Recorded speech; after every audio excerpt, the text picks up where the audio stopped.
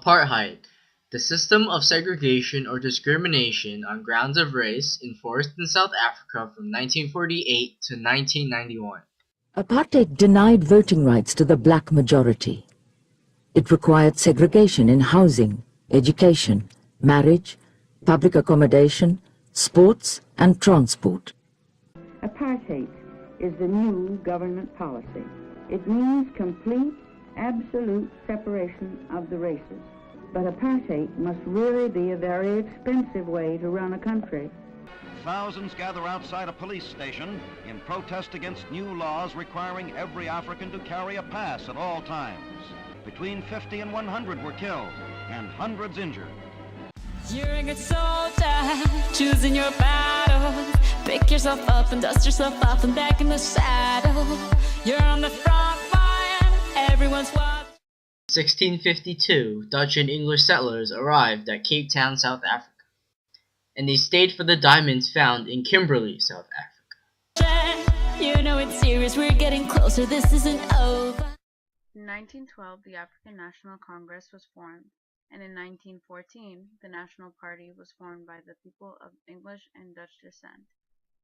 The National Party restricted many citizens by making laws that didn't allow interracial marriages, provided higher education for white citizens, and forced black South Africans to keep an identification pass at all times to avoid getting arrested. The South African apartheid occurred for such a long amount of time because there were so many conflicts within the country. These conflicts included territorial, such as the separation between races, cultural conflicts, which included immigrants and natives, and conflicts over natural resources. In 1964, Nelson Mandela was arrested for charges related to treason. Nelson Mandela was released from prison in 1990, near the end of the apartheid era. Nelson Mandela was a South African politician and freedom fighter. He organized many protests that led to major changes in the country of South Africa. He aimed to liberate the African native people, and although he was imprisoned for 27 years, he later became the first black president of South Africa. Hendrik Verwoerd was a South African politician of Dutch descent, whom is often called the architect of apartheid. Verwoerd was the mastermind behind apartheid, and it was he who put Nelson Mandela in prison at Robben Island. Naturally, Verwoerd's policies made him many enemies in both the black and white communities. After the first attempt on his life proved unsuccessful, Verwoerd was ultimately assassinated in 1966 in Cape Town, South Africa.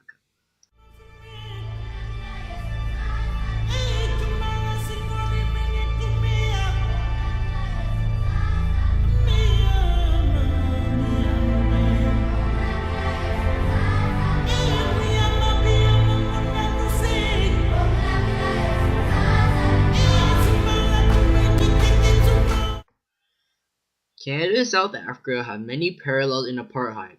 South Africa segregated non-whites and committed them to specific regions within their countries, much like how Canada put native populations into residential schools and communities into early 1900s with very poor living conditions. These parallels would suggest that there are numerous countries around the world that have done apartheid.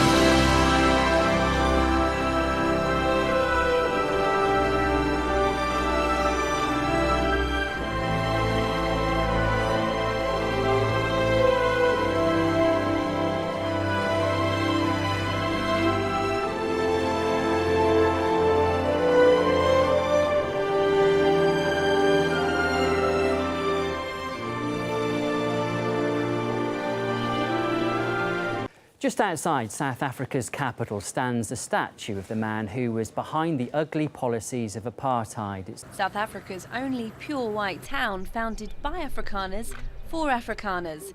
The country that overcame the ugly era of apartheid is feared by some to be sliding back into its dark past. But now it's South Africa's white population that's said to be becoming a victim of racism. Welcome to Klein Fontaine. an aspiring whites-only enclave. If you're black, you can visit, but only for a few hours and with special permission. The first thing that greets you as you come into Kleinfontein is a bust of Hendrik Verwoerd, the former South African Prime Minister, considered the architect of apartheid. Freedom to live according to their own cultural norms. Residents insist they're not racist.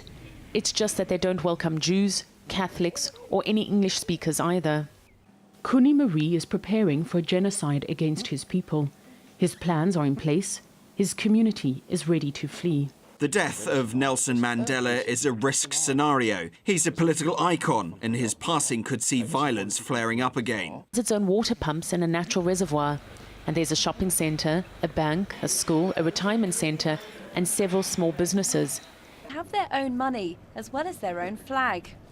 Orania is built on privately owned land. Under apartheid, the white Afrikaner-led government forced black South Africans to live in homelands. Now, decades later, the dice has turned. Orania's population is growing at 9% a year. It attracts Afrikaners who feel left out in the new South Africa and who are scared of the country's high crime rates. My skin is not right. I'm not black. More than 3,000 white farmers are said to have been murdered. Relatives claim finding and prosecuting the culprits has never become a priority of the South African police. From legally sanctioned economic discrimination against whites to the farm murders targeting Afrikaners, the problems are only getting worse, threatening to return the country back to the dark days of its racist past.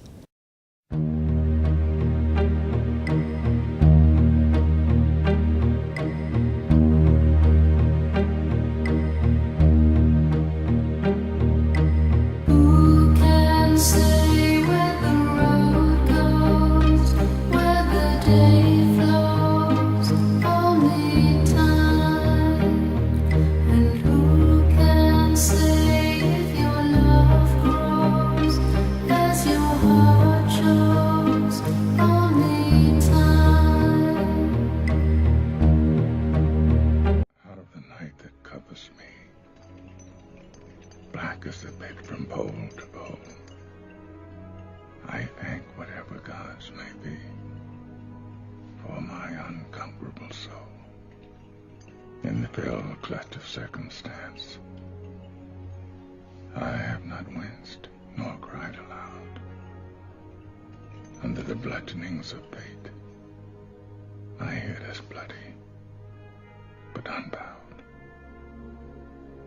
Beyond this place of wrath and tears looms but the horror of the shade.